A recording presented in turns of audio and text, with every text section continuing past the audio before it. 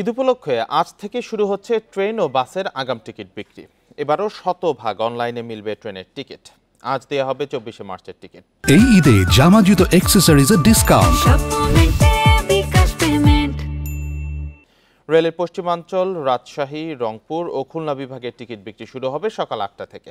আর দুপুর 2টা থেকে মিলবে পূর্বাঞ্চল, ঢাকা, চট্টগ্রাম ও সিলেট বিভাগের টিকিট। এরপর পর্যায়ক্রমে 15, 16, 17, 18, 19 ও 20শে মার্চ বিক্রি করা হবে 25, 26, 27, 28, 29 ও 30শে মার্চের টিকিট।